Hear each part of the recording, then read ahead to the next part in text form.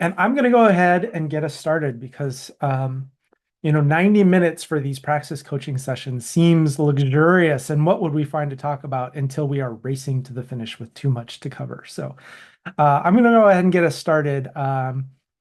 We are here for our Praxis coaching session, and the Praxis and the Emergent are a little different. With Praxis, we begin with the content you're exploring through the modules and connect to your leadership. With the Emergent, we begin with your leadership and connect to the content. So today we're going to begin with what is resonating with you from the content that you're exploring. We're well aware of the time of year and commencements and ends and move outs and all the things going on. And so if you are not fully caught up to where our schedule says you should be, you're doing just fine. Do your best, and we can circle back to whatever we need to. So today we're going to focus on Praxis, and we will be doing some breakouts, but we will not be in the regular cohort. So the cohorts you were in last time will be the same cohorts you're in for each emergent. And today you get to meet and connect with some different people, as long as the random Zoomness works out that way. I do want to just pause here and check in with folks about how the program's going. I know you're making your way through modules, you're connecting with your coach.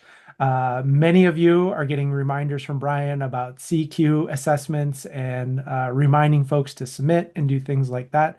So if you got one of those emails, you're not the only bad student. You got lots of good company as you are busy people and the people you're asking for feedback are busy and trying to navigate all that. But sometimes little nudges along the way with a deadline, I think can be really, really helpful along the way. So any questions about Evolve, the program, where we're at, any logistics, any troubles, anything that we should be aware of that we can help better manage for all of you?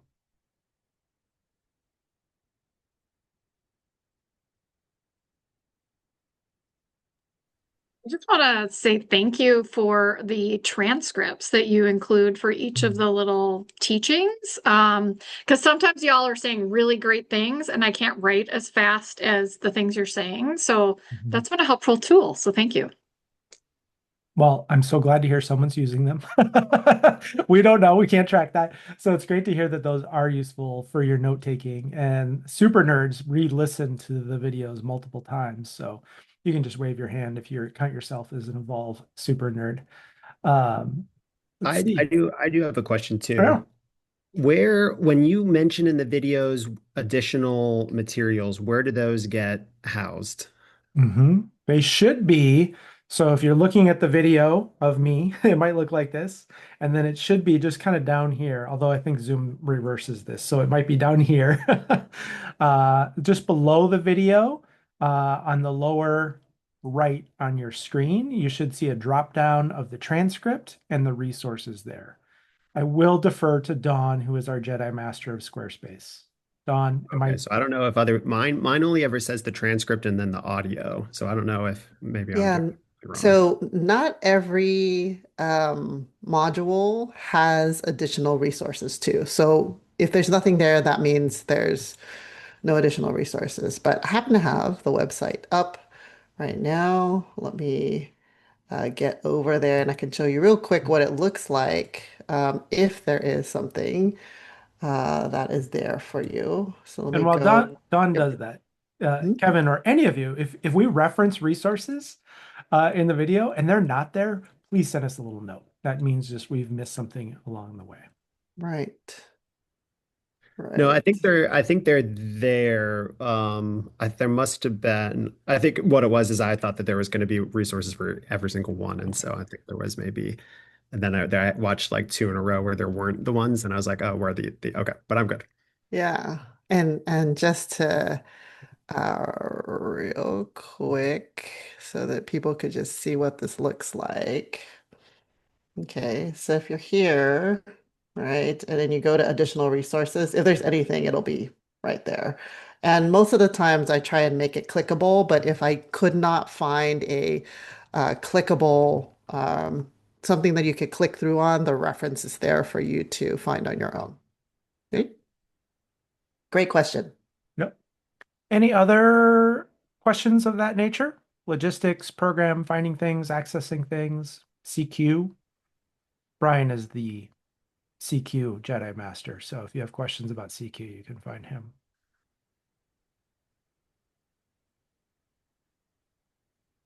I'll just use this opportunity to chime in and say nobody's a bad student on CQ.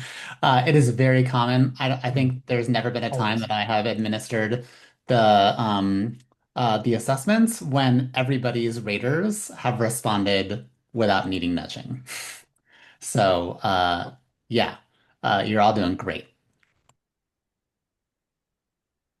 Wonderful. I also then want to, and if you things come up along the way, we are all too accessible via email. So shoot us a note and we will respond quickly or add things if we've missed or if you have a question or can't find things. I do want to mention our community agreements. You'll remember from our Getting Started unit and Brian's video on Brave Space.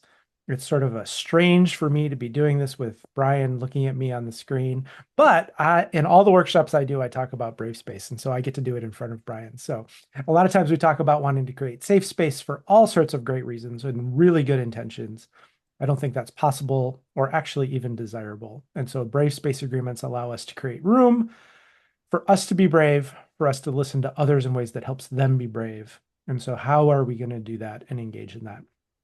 And someone is going to drop in the chat some of the foundational agreements that we have. If folks have any questions or anything you want to add to that, please jump in and share. We always want to remind folks on these group calls that your open and honest sharing is really needed for us to engage. And please remember that the learning leaves here and the stories stay here. So please take the nuggets, the lessons, the insights, the ahas from these conversations, but let's leave the troubles with the supervisor, the difficulty with the staff member. Let's leave the details confidential and in the conversation. So let's let the learning leave and the stories stay. Okay. All right. With that, over to you, Brian. Terrific. All right, folks. So as Keith mentioned, we are moving into our unit on leadership foundations, and this is our praxis session, right? So we're at this session we are starting from the content in the on-demand videos, additional resources, etc. Uh, and so we want to spend a little bit of time here at the outset of our coaching session, inviting you to reflect on and to start to share in with us about what's standing out to you from that section, from whatever you've been able to look at so far, right? And so we're going to do kind of a two-parter here, right? So I now know that we are familiar with the practice of a chat waterfall. Mm. And so I want to invite us to do that chat waterfall again with this question. So everyone's going to have a chance to respond to a question. And what you're going to do when I ask it is you're going to type it into the chat window, but you're not going to hit send until I say now, right? And then literally all your chats will show up like a waterfall in your chat window, right? And then at that point, right, so everyone will have had an opportunity to share their thought there. And then I'm going to invite maybe three folks, right, to share a little bit more, right, about what it is about their answer that's standing out to them. And then we'll just have some more conversation about that for the next half an hour or so.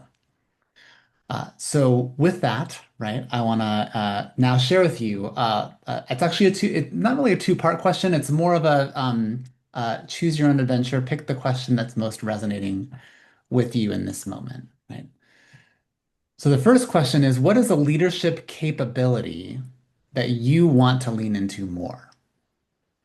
So in this moment, today, what is a leadership capability you want to lean into more? And sort of as a subset of that, right? If there's a specific leadership capability from the on-demand content that's really striking your interest right now as one of those capabilities you really want to lean into more, we would also welcome you to share that specifically, right? So again, really want to make this expansive enough, right? That there could be the capability could be anything, right? It could be anything, but we really want to invite you to identify a capability, if there is one, again, from that Leadership Foundation section that is really salient for you right now that you'd like to develop further. So go ahead and again, type your answer into the chat window. Do not hit send just yet. Hold for my signal. Welcome in, Ricky. Good to see you.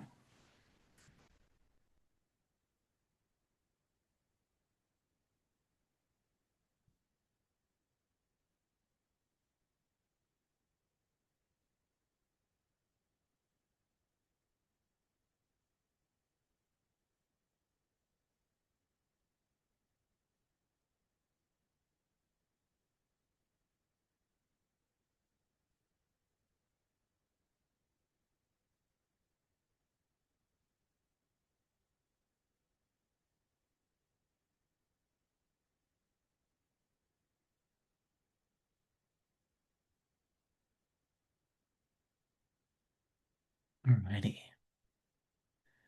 Is there anyone who needs a little more time? Wave your hands at me or send me a reaction using the react button. Say, yep, a couple more. We'll wait a little bit longer.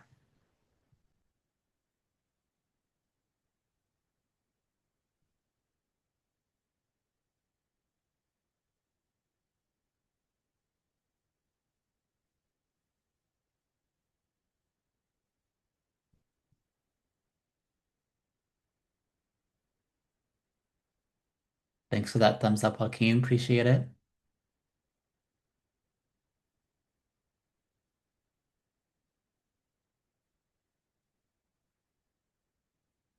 All right. Thanks for the head nod and thumbs up, Ricky. All right, my friends, on the count of three, hit send on your chats. 1, 2, 3. Look at that waterfall. All right, let's take a look here. What are we seeing? Well, just scrolling up, seeing multiple 100% responsibilities showing up in there. Um, I see influence and persuasion, right? The concept of courageous humility being really powerful here, right? And some of the challenges related to that as well. Intentional listening in there, right? And deep listening, right? So very, very much related concepts there for Ricky and Jen. Seeing curiosity and multi-partiality in here, and vision. All kinds of good, interesting stuff. Um, so would love to welcome some folks to chime in, right? And to talk a little bit more with us about what it is about this particular capability or competency or aspect of the evolved curriculum that's feeling really salient for you right now, that's making this stand out to you as something that you want to develop further in this moment. So go ahead and either mic up or raise your hand and let us know if you'd like to share a little bit more.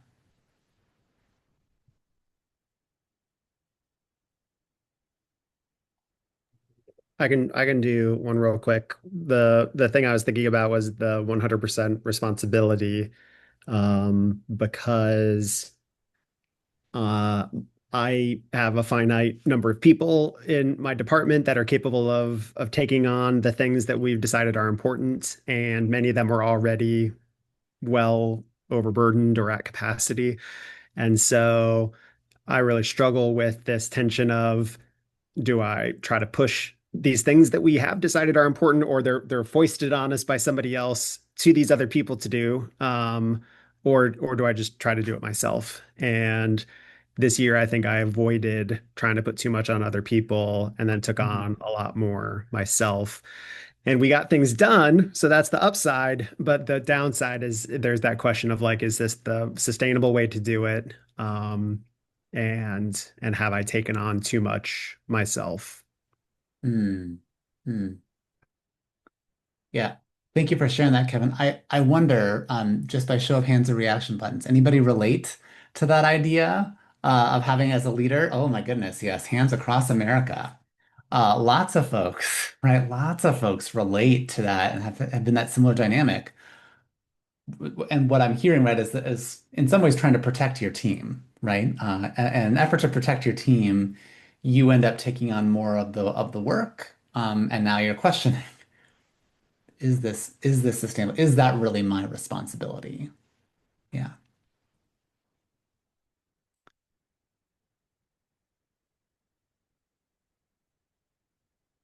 can chime in. Great. I didn't put the 100% responsibility in the chat, but that is definitely one that and even Brian and I talked about this in our session too. But I think also a spin on that I've been thinking about it is in a challenging performance management situation and wanting to be supportive and helping a person succeed, but facing challenges and thinking about what part is mine of the whole situation, what part is not mine, what part can I be helpful in, what part do I not have to take on, which includes the person's reactions, feelings, preferences around how they want to see something go when they're not, feeling like it's the right way. That's great. I can listen to that. I can hear that. And if I don't think that's the direction it needs to go, I don't have to hold that that's not what that person wants. So I think it's, been helpful. Yeah. Yeah.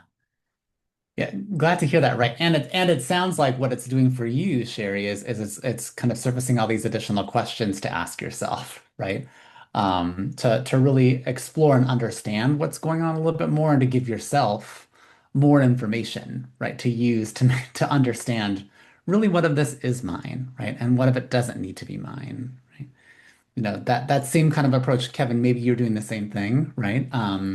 But sometimes, right, even just having this concept unlocks that potential to start exploring a little bit more clearly and getting more sharper focus on um, uh, what's yours, what's not, re-examining maybe some previous assumptions, right, that we may have held consciously or not about what work is ours and what work is others. Ricky, I want to acknowledge you as well. You've got your hand up. Think there's a combination of both. As I hear what been talked about, I think one of the things that the reason I put intentional listening is that I also want to be mindful that if my direct reports run this call, will they feel like they are 100% responsible for their work because it's a trickle down, right? And like, if there's blind spots that I'm missing that because of the structures that we're in. So I 100% agree with what Jen has said in the comments. I feel like that's very true for us. But then as I'm trying to balance the work, I wonder what my direct reports feel, right? And how they would respond to that question. And is there things I need to listen to make sure they're not feeling the same way I'm feeling in my position? Or am I actually duplicating the pressures that I feel on them and not even recognizing it? Right.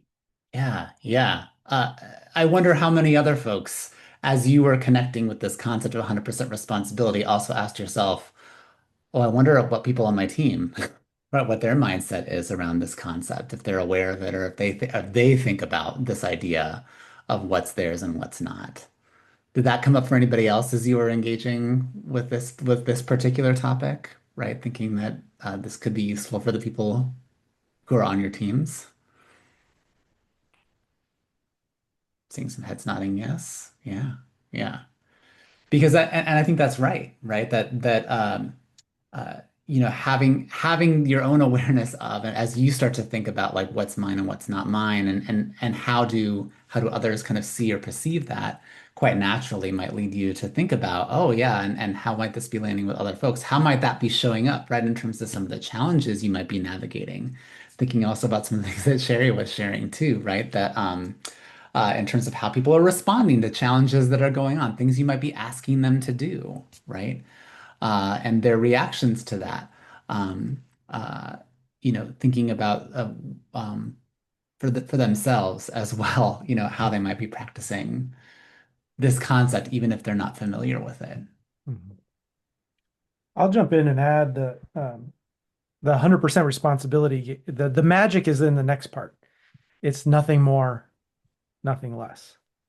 And I think that most people don't take enough responsibility. People who are in Evolve tend to be on the other end and taking too much responsibility, right? And we say, I'll get this student to graduation whether they like it or not. I'll make sure that this staff member who's not performing, I'll fix them. I'll save them. I'll be the hero. I'll do it. And we take on way more responsibility than is ours, which, as Kevin alluded to, can wear us out, can burn us out, can wind us down. And on the flip side, it can actually be enabling, right? We think we're being supportive, we think we're being helpful. It can actually be enabling. And those folks don't have to step into their own responsibility. They don't have to learn new skills and capacities to navigate the challenges. And um, and I think there's the dark side to that. And so being very clear, and I think this changes all the time about what is exactly my responsibility, nothing more, nothing less, and where can we go? Yeah.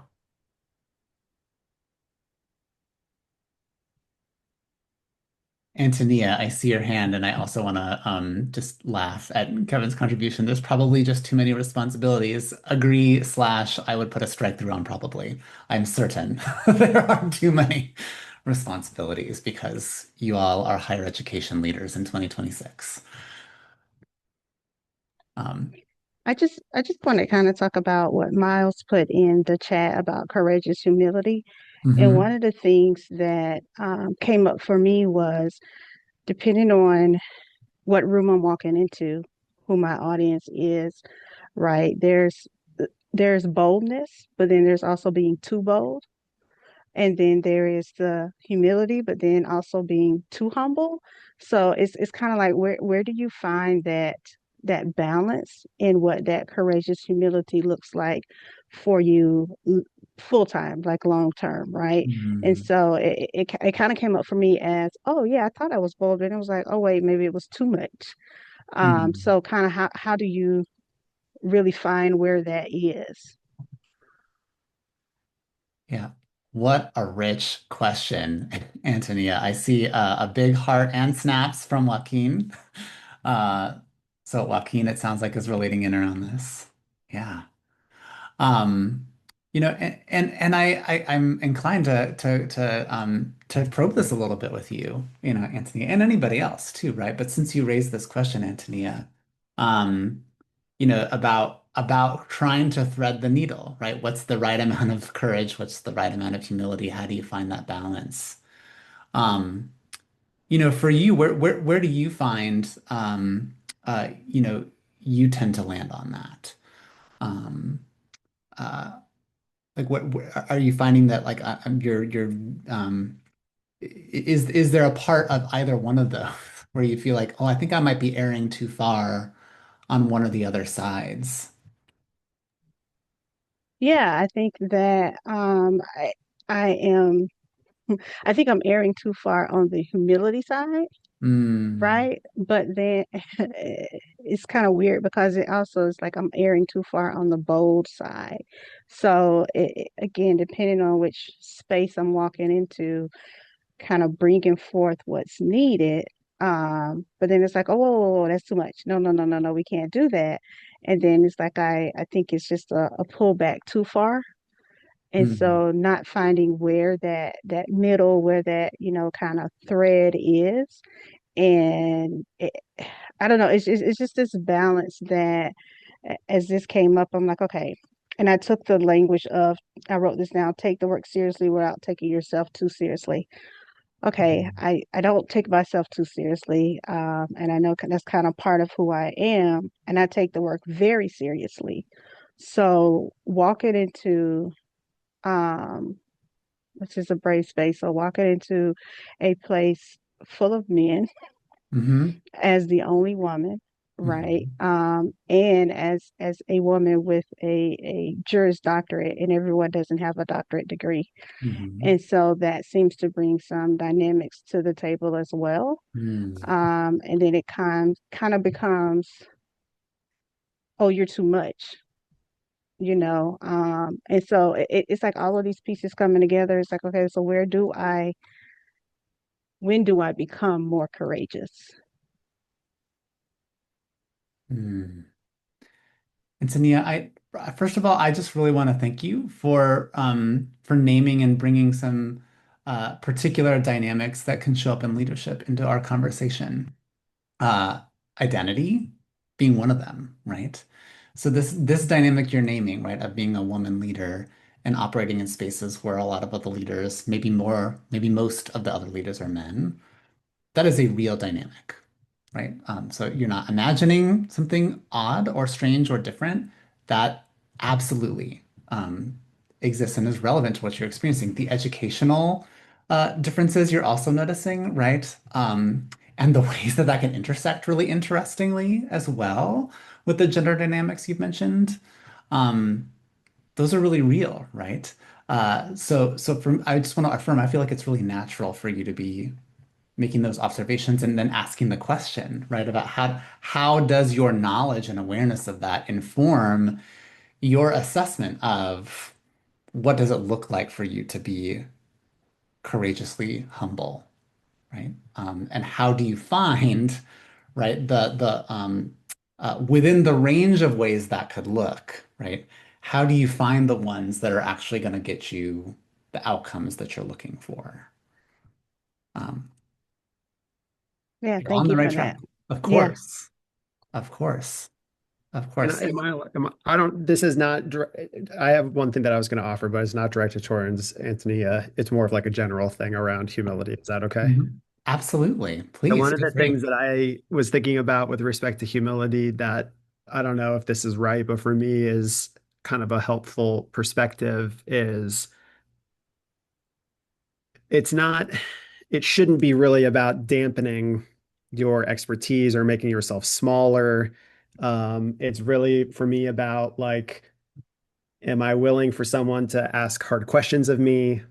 Am I willing to give credit to other people?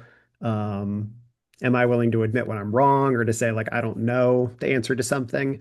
But if I do know the answer to something that because I have expertise in that, then that's okay. Like that's a space where you should be able to kind of step into it. And so I was one sometimes I think we think of humility as being like this thing where you make yourself smaller. But I don't know that that's necessarily the way I have been thinking about it or that others are thinking about it either. But Mhm. like one of the simple things that I think about, even in like a social media context, is someone saying like, this is what I'm thinking about, this is what I'm noticing about something versus just like a declarative statement that this is the truth. And more often than not, I try to kind of lead with like, this is what I'm thinking about, or how I've been this is what I'm noticing as opposed to like this is a declarative truth that we all know to be the case. Mhm. Mhm. Yeah, I appreciate that framing around humility and would agree with you that humility is not about right making oneself small or pretending that we don't have expertise or knowledge or skills or talents that we do. uh, and right that can but that idea can start to come to us, particularly maybe if the feedback that we're getting causes this narrative maybe of, oh, maybe I'm being too much, right? I'm not being humble enough, right? Is that in fact true, right? Is humility the issue there? Because I think again you can be confident and humble, right?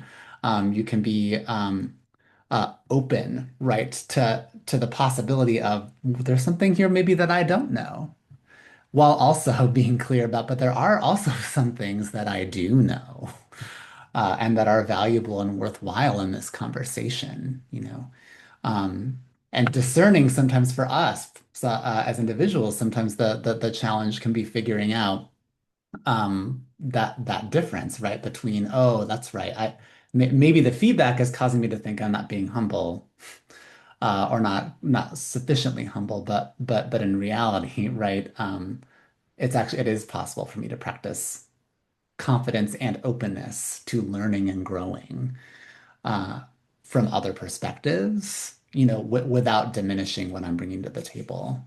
Yeah. And I'd add here, going back to personal foundations, that inner critic, it wants us to be small. That inner critic voice wants us to retreat and be small and not take up space and not share an idea and not take a risk to protect us from embarrassment and shame. But when you notice and bypass, when you really have that inner critic handled, it's not that you're not open to feedback. It's that you're actually way more open to feedback because you don't let that voice spiral and take it off and say you're a horrible person and see you messed up and you never deserve. You just go, oh, well, you think I'm too much? Yeah, I don't think so. I think that's a you thing. Or you think I'm too much? Yeah, you might be right. In that instance, I might have come on a little too strong. We actually get to really wrestle with the actual feedback and whether it's true rather than take it as criticism of who we are, right? It's just feedback. It might be valid, it might not be valid. And so I think being able to notice and bypass and handle that inner critic is a real key to balancing this courageous humility. And not balancing, because I don't think about it as sometimes you're courageous and sometimes you're humble. I think, how do you be courageous and humble at the same time? Um, and there's plenty of practice available there. Yeah, for sure, Keith. And I appreciate you bringing in the inner critic piece here and would love to also just invite folks to think about like all the cornerstones, right? Activate all of them in this moment. That those they could all potentially be very useful, right? To ask your inner guide, right? What's a more true story here, right? Or what am I missing, right, about this feedback? How, in fact, that maybe that's different than what the inner critic is saying. Um, what are your values telling you, right? When you look at the situation through that lens, all of those can be really powerful resources to draw on as part of your process of evaluating the feedback and deciding, what do I think about it, right? Um, Perhaps even recognizing like, is this feedback that I'm getting? Is someone actually giving me this feedback, or is this the way that I'm interpreting, right? What's happening? Could there be something else happening? That could I be interpreting this in a way that's not aligned with the larger truth? Uh, Don, I just saw you mic up, so I want to make space for you, friend. Yeah, I want to connect with a couple of other things that I saw in chat too. This might also be a really great opportunity moment, right? Where a couple folks talked about deep listening. I know Ricky also brought that up of intentional listening. One of the ways to be um, curious, right? And the line of humility, right, is to engage the deep listening leadership capacity, right? To say, tell me more, I want to understand, right? And I think that in connection with a couple of other things that came up in chat, that may also be really key during a time where there's a lot of change happening. There are a lot of decisions being made around you as well. Right. So just connecting that. If folks want to step in and build on that, I invite you to do that.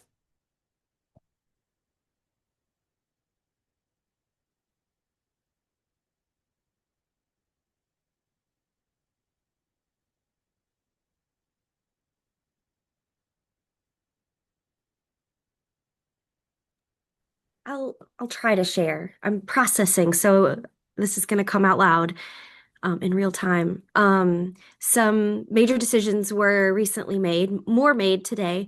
And I'm so thankful that I had my coaching session last Friday because I have on repeat. I can handle anything. I can handle anything. But there's just it as a person in the middle, there are folks above me communicating things. There are folks at my level communicating things. There are folks below me asking lots of questions. And I'm trying, as a person who very quickly wants to make up her mind and chime in and be heard, really practicing and trying to learn more about the pieces of deep listening so that I can put them into practice. Because this is still learning for me. I'm like, oh, I don't do this well. I'm learning how to do it. And I've got a test in real time to like figure it out. So I want to hear what folks are saying, but I'm also panicking. And so I'm like, am I going to miss something that's not being said? Am I going to miss a pause or not read between the lines, something that is critical to pick up on. So, having to constantly actually go way back and just try to center myself, um, has been part of the last couple of days, but it does feel like a lot. So, And Jen, what's helping you center? um, really going back to my values and saying, okay, there's a lot going on right now. How can I be compassionate? Where can I be honest without saying too much? You know, where can I like lean on some of those things to help me pause in the moment, um, and not react, but respond? Yeah. Yeah, and that centering is going to continue to serve you because that discomfort that you're feeling, I'm sure other folks are feeling that as well, not only with practicing for you, deep listening, but it may be even, other things that are coming up. That discomfort is when you're trying to integrate, you're trying to figure out what this looks like for you, because it's going to look like very different, right, for you in comparison to something else. So you're feeling the appropriate things as you're learning. Yeah. It's definitely awkward. Mhm. It's like trying to write with a different hand in some ways. It's like, oh, just Mhm. trying it on and trying it out in real time. It's a little scary. And that's a great metaphor because that's exactly the process. It is awkward because you're unfamiliar with it and our brains are unfamiliar with it. And the more you practice it, your brain will literally rewire to be good at that. And the writing with the opposite hand, I'm right-handed. And for me to write a thank you note with my left hand would be a nightmare. And it's not because there's anything wrong with my left hand, because I can type with both hands just fine. It's just my brain is wired to connect, right? And the way we can rewire our brain is just practice, intentional, focused, repetitive practice. And so if it's hard and awkward and uncomfortable, practice, repeat. And if you want to build muscle, you should lift really heavy things a few times. That will help you build muscle. If you want to rewire your brain, you should do the same thing as often as you possibly can, as simple and as easy as you can. So it's a different kind of thing, but it's just as many reps as you can get at that thing that is awkward or uncomfortable. And whether it's the pause, whether it's being humble, whether it's whatever it is, that you're literally rewiring your brain.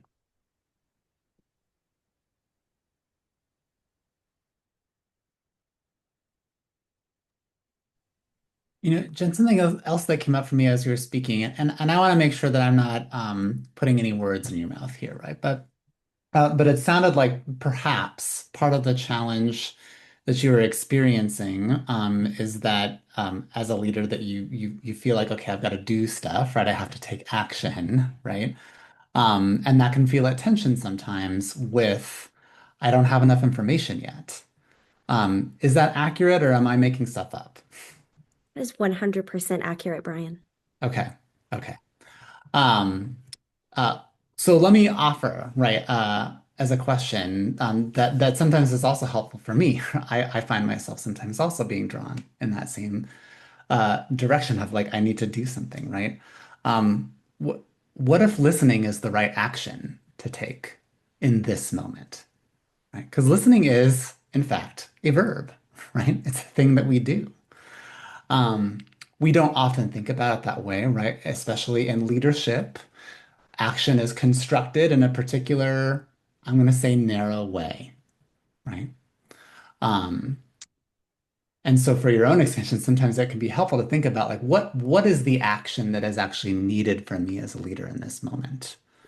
Is it the kind of action I'm accustomed to taking, right? The muscle that's already strong, or is the action that's needed from me maybe more of that, oh, this is that thing I need that like in fact, yes, this is going to take longer because I need to get in a bunch of reps here. This part isn't done yet.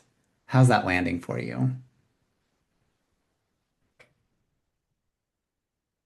As a doer, um, and a person who likes to check things off, it it's very affirming. It's very reaffirming that the listening is probably the most important thing right now. And Mhm. no one has asked me to do anything, Mm, but I'm feeling like, what can I do to mm, help? Because um, there's just a lot of emotion, and that's the thing I pick up on first, and I'm like, oh, how do I help? So maybe going back to 100% responsibility and thinking about where maybe, like you said, maybe the action is just listening and processing. Yeah, yeah. The action in this moment, right? Maybe that's what it is, right? And it sounds like you're feeling like as you think about that, that's where that your answer to that question is this moment, perhaps. That's the action that's needed. Perhaps at some point later, almost certainly at some point later, there'll be a different kind of action that's needed. And sometimes, right, especially if we know that we have an impulse toward a particular kind of action, um, uh, that again, not just recasting, remembering, right, this listening thing is in fact an action, but then also sometimes asking, what happens if I don't do this right now, right? What might the impact of my action be? Slowing down enough to ask ourselves those questions can be, you know, very, very, very useful to us in terms of actually having the kind of leadership impact that we desire to have.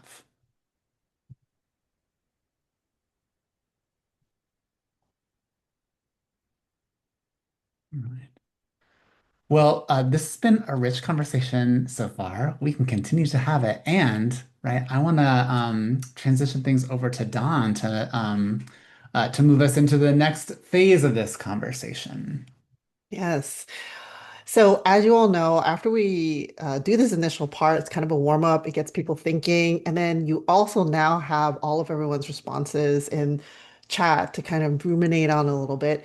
We want to give you an opportunity to talk to one another in greater candor in breakout rooms. Okay.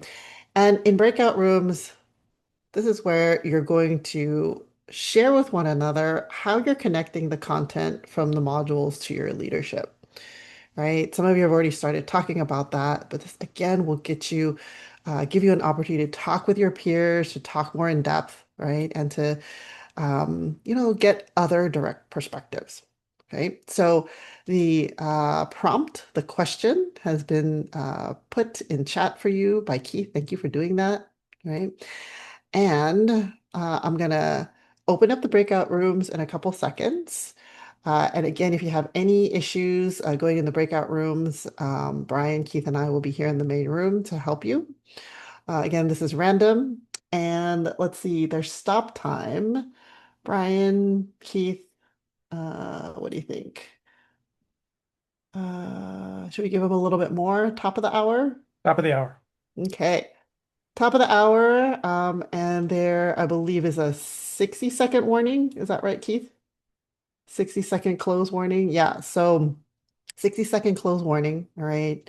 And I'll give you warnings as banners. All right. Any questions before we go?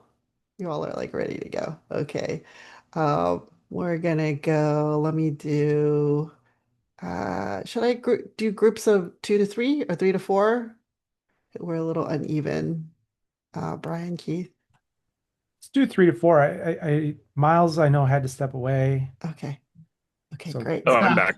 Oh, I'm Thanks. glad you're back. Yeah. Okay. All right. Okay, I'm just gonna open all the rooms there. Okay, have fun, y'all.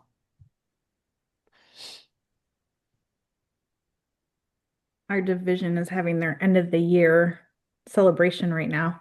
And everyone's like, "Where are you? You missed your award." It's like, "Oh, Whoops. sorry. Someone bring it back for me." I was recommitting to my Congratulations. leadership practices. Yeah, congratulations. It's not super exciting. It's just my 15-year award, which actually was 3 years ago, but it's fine. Did I hear the word just in front of that? I heard just in Just front of 15? that. Yeah. True Yeah. 15 exclamation point. Truly, yeah, we need all the party hats exploding confetti across the screen right now. Yeah. That's a big accomplishment. Yeah. Thank you. That's great. Well, welcome back, folks. We're going to jump in here and have a large group conversation again. Now that you've sort of sorted some things in your small group, I think sometimes the small group, we kind of sort and resolve and clarify some things, which is super helpful, but also other things get unearthed and more complex. And so would love for folks who are interested in sharing something that's up for you, an insight, a takeaway, as we come back here for the group. And you're certainly welcome. We will chime in with our thoughts, but also you might want to talk with each other. But don't share that really smart thing your group member said in the small group, because they may only wanted to share that in the small group, not the large group. But you can, what would folks want to share? What would you want to ask? What is coming up for you from the modules and the content in your leadership that would be helpful for all of us?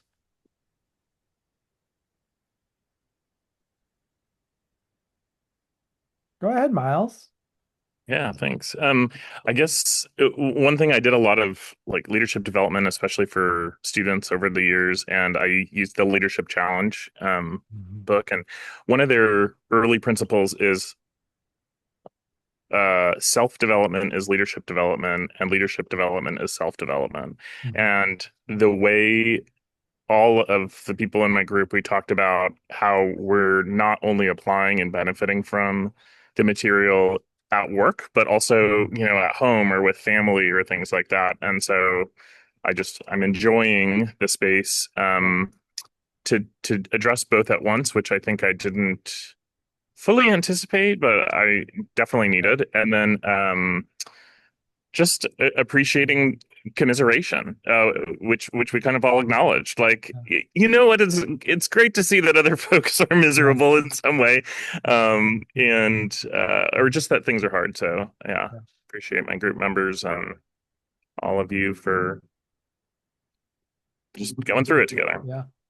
I tell all my coaching clients, while your institution might be paying for this, we don't have to stick to that, because I don't coach AVPs. I coach miles, right? And so everything that comes with that, including your health, including your relationships, including your spirituality, all of that is a part of your leadership and a part of you and part of who you are. And so I think that's a really, really important thing. And you see the personal foundations deepening and broadening your capacity as a human, not to do more, but you can manage more. And now we're getting into these capabilities and applying them there.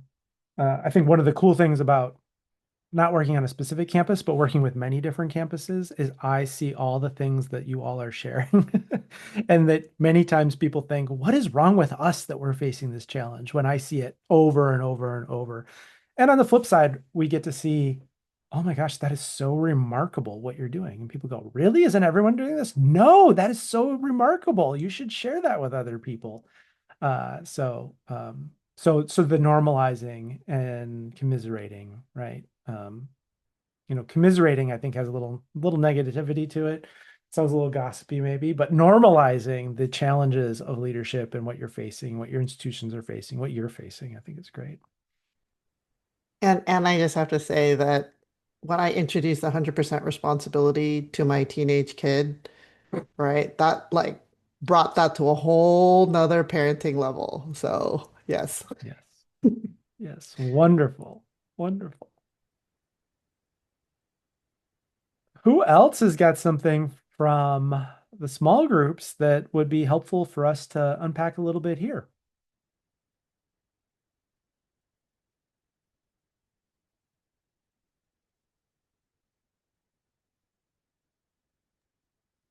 I'll share a little bit. So we talked about 100% responsibility related to our teams, right? And recognizing that we all have a lot going on and our teams feel like they have a lot going on, right? There's just more and more and more.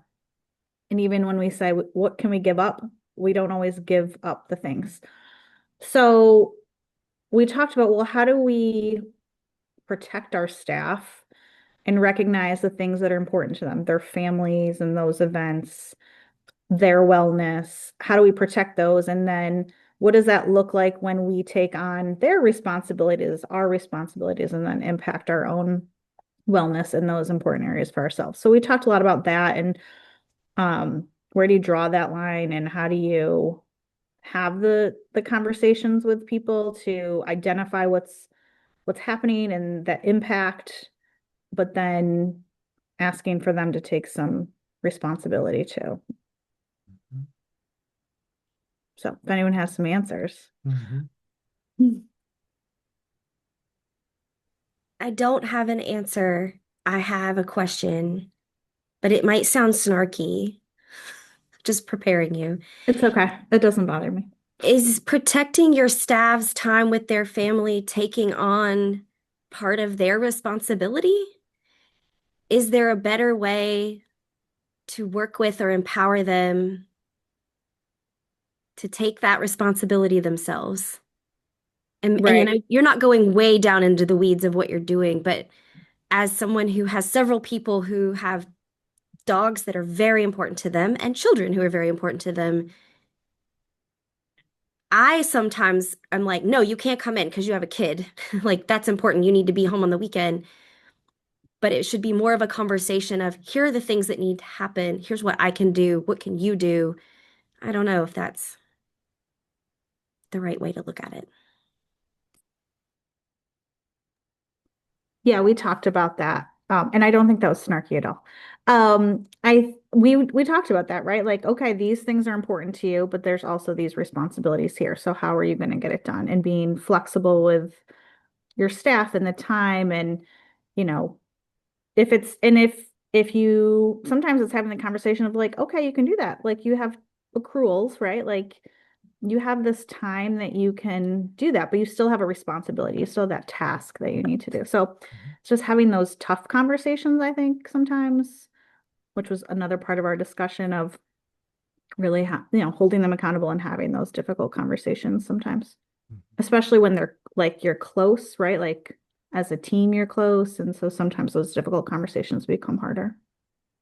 Yeah, and I think one of the things that really irritates me that leaders do is they treat everybody the same. And I find it so chicken shit. These across the board cuts, everybody loses 10%. What that to me says the leader is just unable to make decisions about what matters most, right? And so we'll just do this thing. And so how do we individualize how we engage, right? You need this, so I'm going to give you that. You need something different, I'm not going to give you the same thing I'm giving everybody else. And so how do we tailor that to each person, each context, each season, jobs are different, roles are different, people are different as we go. Ricky, let's get over to you, and then I see you, Tanya. Thinking based on that, one of the things we talked about too is like controlled failures. I feel like as leaders, sometimes we're not comfortable with letting people fail to understand what they need to do or to utilize our wisdom. And I think part of that is because what consequences roll back on us if something fails, right, as the leader.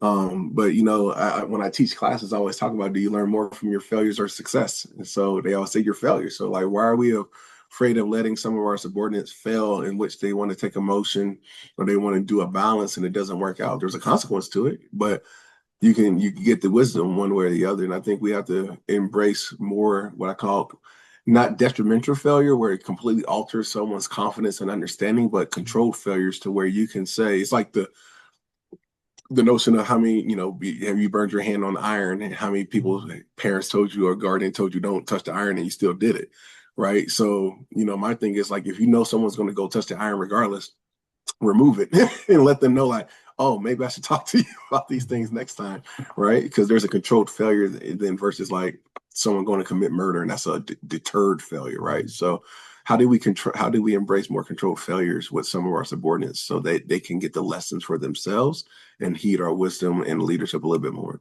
Yeah. And I think part of that is the perfectionism is so insidious in our culture and is absolutely tied to identity.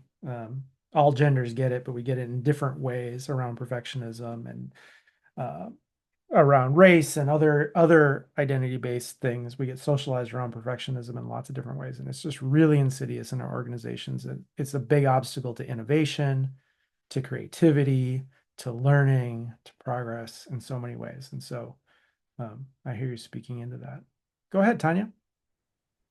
Well, I had a lovely breakout with Kevin and Jen, and I thought it would be remiss, Sarah, if I didn't repeat something that Kevin said to me. I'm also having some of those issues and needing to do some performance things with my team.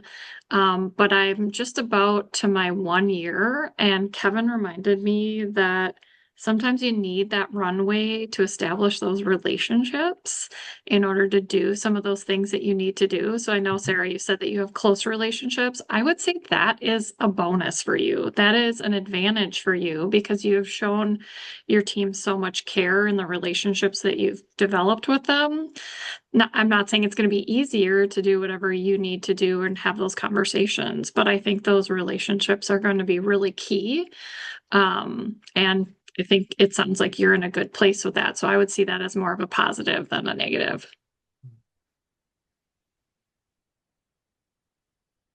Slow doer. Nice, Kevin. Sometimes it's nice. It's got drawbacks too.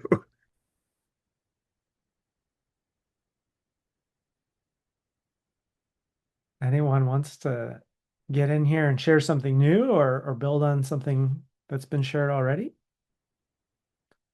A lot of smarts, a lot of wisdom in the group. Go ahead, Kevin. One thing I was thinking about with 100% responsibility is, and this may be a uniquely faculty thing, but I think sometimes they don't always necessarily take responsibility when they should because they may not have a sense of what's at stake or have a full sense of what's being asked of me and asking of them to do something. And so one thing I do wonder about for us, if part of the 100% responsibility is helping to ensure, like, are we all on the same page as to like why this is important, why this is a priority, and could that then help other people to kind of see this is something that, yes, I've got some things at home I'm managing, but like this is an important thing for us that we have to get done by a certain date versus something that could get dropped or picked up at a later point. I'm just realizing that there's so many things that I'm privy to and know, and I know the deadline for this, I know the timeline for this. I'm tracking all these things because that's part of my job. And I maybe assume that everyone else is privy to that and they know and they're tracking things as well. And maybe they're just not. Whether they should be or I don't know, but to what extent do I need to kind of bring them into the circle, the inner circle, as it were, and that might help balance kind of the responsibility taking. Yeah. Well, and I think that is 100% responsibility, right? If you know what's a priority and what's not a priority, you need to communicate that with your team. That is the responsibility you need to have. And whether they listen to that or not, what they do with that or not, and you get to be responsible then for reminding them, you get to be responsible for holding them accountable, but we don't try and control or manipulate other people. So yeah, setting the priorities, right? This is what's okay. This is what's not okay. As Ricky was saying, these things, let's experiment. And if we fail and we learn, that's great. These things, though, we don't have room to do that. Those are actually life or death, right? And so I think, Brene Brown talks about what does done look like? What are the boundaries? What does finished look like? What is the thing? And sort of painting that picture for our teams.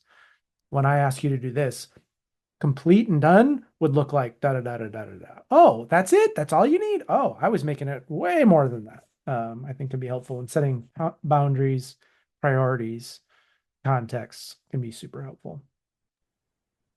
Yeah, I'll just add one more thing to that. I think what Kevin has brought up, and I think Keith is connecting, is that here we are trying to make sure we're very clear on our values and our why. I think that if we're going to talk to our teams about defining their 100% responsibility, helping them be very clear on their why and their purpose for certain things, I think is very important. Because if you also expect them to take 100% responsibility, because I'm also hearing folks use the verb take, right? Take responsibility, right? Just that very thing, Kevin, that you said, helping folks understand the bigger picture, right, could be very, very helpful. And it's also part of your responsibility, right?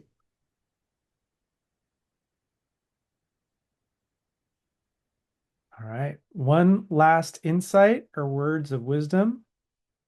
Dr. Ricky. I had a question for y'all, the coaches. How do I find myself, and I think I talked to Brian about this yesterday. I find myself, maybe not. I find myself in these groups very similar to my doctoral process. And when there was wisdom that was shared, is like as you're growing in your intellectual capacities and refiners as a researcher, you have to recognize that your team is not getting exposed to the same level of material that you're being exposed to. So you're trying to take your journey going through something with new tools, testing out new tools, and your team is kind of like, why are we doing this now? This is another change. You switched up your whole lingo, your rhetoric. How do you all suggest as coaches dealing with cohorts in the past, we bring our teams along with us, knowing they're not being exposed to it? I don't want to do injustice to y'all, intellectual property and be like, hey y'all, let's look at this video that I had to watch and let's talk about it because this is what I'm doing right now. Because I think that's taking away, money out of y'all pockets and things like that. But how do I bring my team along alongside the journey so that there is not a separation of content knowledge in that? Mm-hmm. Well, I think sometimes it's just, I just want to be transparent. One of the things that I'm working on for myself is 100% responsibility, nothing more, nothing less. And I'm in this professional development program, and we're really talking about it. I really find it powerful. And one of the challenges for me is blah, blah, blah, blah, blah. And I just wonder if that's something that resonates with some of you, right? And I think sharing it as, here's what you're learning. You're welcome to give credit to Evolve and your smart coaches and what they share. I tell my coaching clients, you bought it, you use it. If it makes sense to give me credit, great. If it doesn't in that context, then that's fine. But I think, yeah, sharing our own learning, and I think modeling that even though we have degrees and titles, that we're still learning and growing and thinking about things in a new way, and honestly sharing how we're changing our mind and shifting our approach is really human and vulnerable, and that is the kind of thing that gains trust. Don, Brian, any thoughts on that? Go, Brian. I mean, I just very much co-sign, right, on what Keith just shared. And, I know this is a drum I bang often, but just I think always remembering like you are the primary instrument of leadership, right? So all the tools, strategies, frameworks, et cetera, that you may be learning and developing through this or any other program, right? They're in your utility belt, but you're Batman, right? And so when you talk about things like from that personal space, right? Like, and when you make it clear or available to other people, not necessarily like, here's what all the tools are, but sometimes simply like, here's what I'm learning, right? Here's how I'm growing as a leader right now. So these are the things I'm thinking about, right? And making that clear to folks. And that can be part of, I know we talked yesterday, Ricky, about the three E's, right? An engagement and explanation. It can be a really beautiful and simple way to do that, right? Is just to make really transparent. Here's how I'm learning and growing. Here's how I'm shifting, right? And you're going to notice these things, and so I'm making them really transparent and obvious to you. Um, uh, Again, I think that just a different way of perhaps framing a lot of the same ideas that Keith shared. Don, Yeah, I'll the move only it over to you to answer that and move us forward. yeah. I'll just give everybody a real life example. I have an amazing coaching client right now who actually shared at a very high level with their team, hey, I'm going through coaching with Dawn right now. Here are the goals that I've set that I'm working on with her. What this looks like is that I'm going to be with you all. I'm going to be focused on A, B, and C. So you'll see there are certain things that I'm going to be talking to you more about. I'm going to be trying, right? But I'm going to bring you along the journey with me. And I'll also share with you things that I think will be beneficial for you.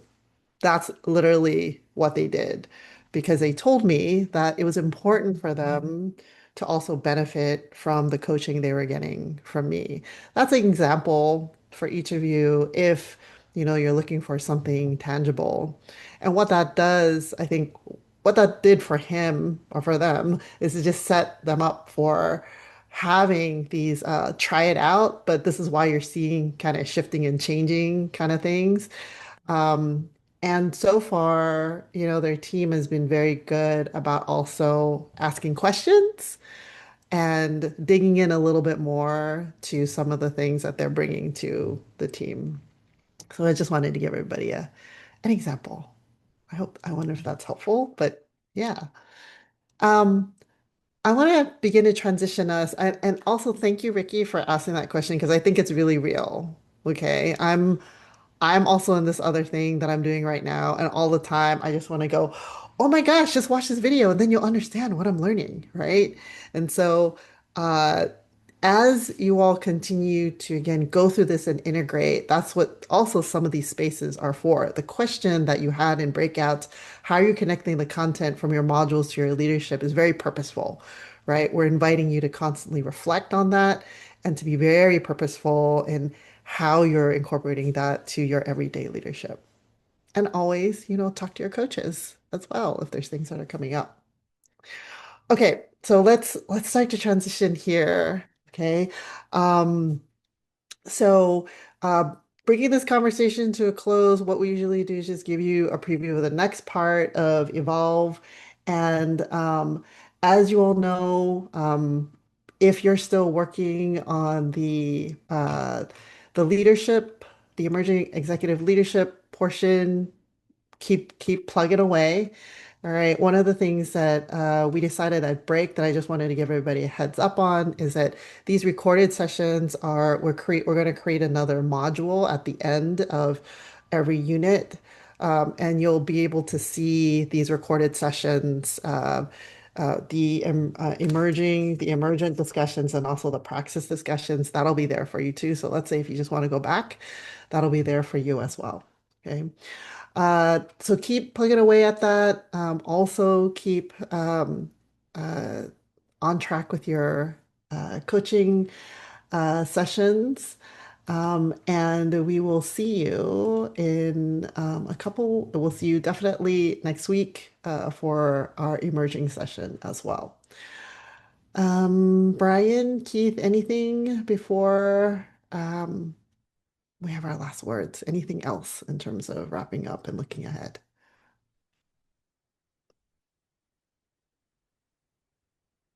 Okay. That's okay, Miles. We'll have things recorded for you and you'll have an amazing time in Japan. Okay. Seeing that there's none, go ahead, Keith. Oh, we're just in 2 weeks is our next emergent session. Oh, I'm sorry. Yes, in 2 Mhm. weeks. Sorry.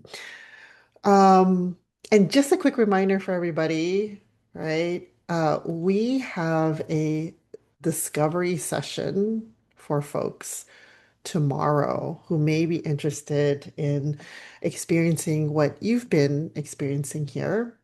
If you have any colleagues who may be interested in this, we have it's scheduled tomorrow from 12 to 1, 3 to 4, 12 to 1 Pacific, 3 to 4 Eastern, right? And we invite you to just, share some of the love and invite your colleagues to come to the discovery session tomorrow.